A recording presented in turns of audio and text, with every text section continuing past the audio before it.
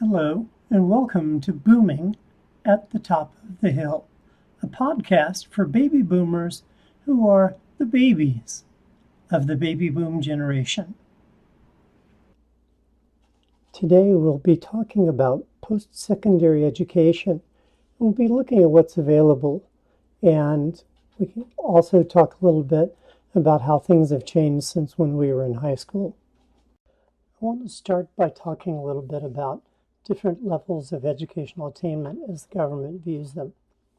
You have no high school diploma, meaning that either they didn't attend high school at all or they left before graduating. High school diploma, getting an associate's degree, such as from a junior community college. Students who go to college but drop out before they complete a degree. Then, of course, there's the bachelor's degree, the master's degree, and the PhD, the progressive listing. And there's also professional degrees, things like JDs, doctorates of jurisprudence, and things like that. The federal government tracks individuals by way of the census and something called the community survey to see how they do economically based upon what kind of degrees that they have.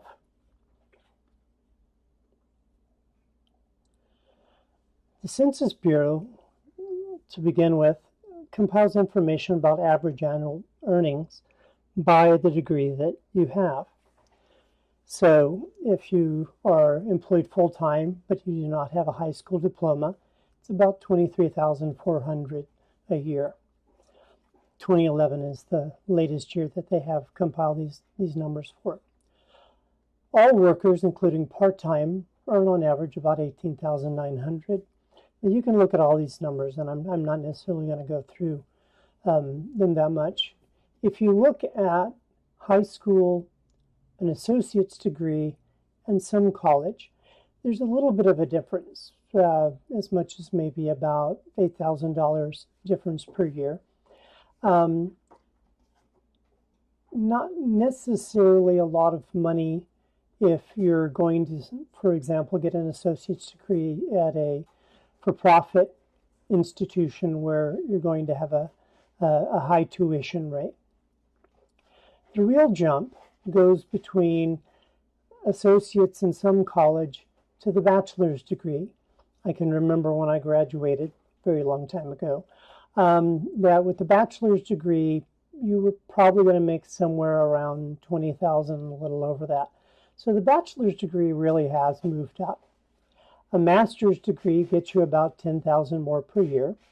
A PhD gets you to about $90,000. The real jump between, say, a bachelor's degree and a potential next degree is the professional degree, where you can earn up to about $110,000. So over twice what you would get with a bachelor's degree without necessarily having to go through a master's. If you look at this, though, in terms of lifetime earnings, and they break it down into lifetime male, lifetime female in this Census Bureau.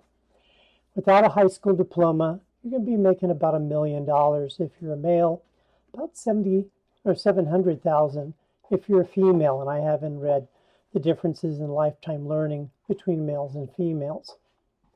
Again, no high school diploma in high school, not that much difference over a lifetime, about $300,000 or so. The associate's degree jumps up about $500,000 over a lifetime. Some college will take you about $400,000 above, still less than an associate's degree. Bachelor's degree, not really that much more than an associate's degree over a lifetime, only about $200,000.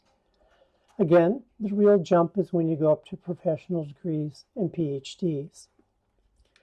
Now, that's the Census Bureau.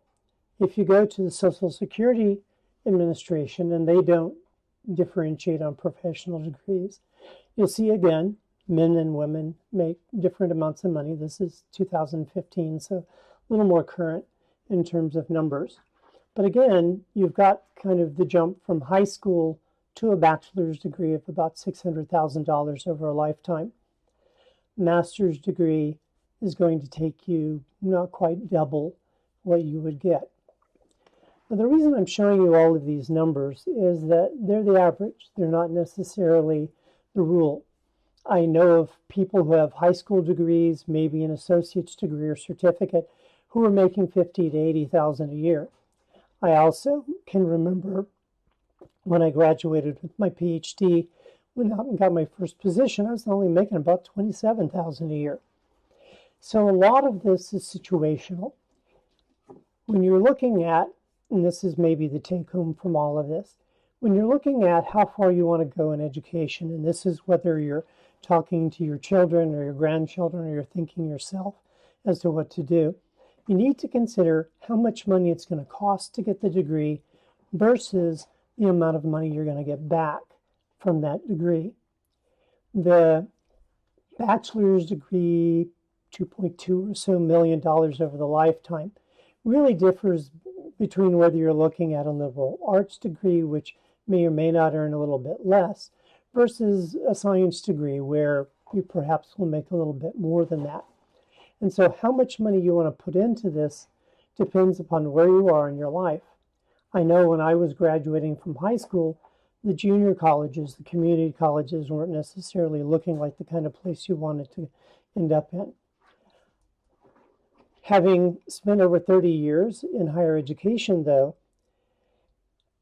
the amount of money that an associate's degree would cost, and in fact some junior colleges offer some 4-year degrees, is tremendously less than the amount of money that you would spend to go to a private college or university or even a state one. And so when you look at where you want to go, look at long-term economic benefit, but also look at short-term costs. What is it going to take to get you there? How many years, if you're going to go full-time, might you be out of the work environment before you can start the job? Because that's certainly going to impact upon your full lifetime employment. I know getting a PhD, I had 4 years for the bachelor's, 2 years for the master's, 4 years for the PhD. I was 10 years behind in putting money in retirement, and I was not really making that much money in graduate school. So when you're talking to your children, grandchildren, your spouses, or considering yourself, think about how much money you're going to make with the degree you have.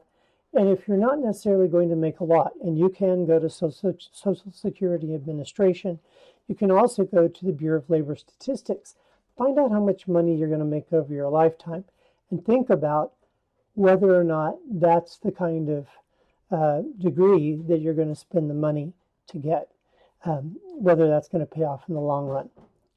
Thanks for watching Blooming at the Top of the Hill. I hope you got some important information or valuable information. And leave a comment below. Make sure you subscribe, and if you liked what I said, hit the like button. Thank you.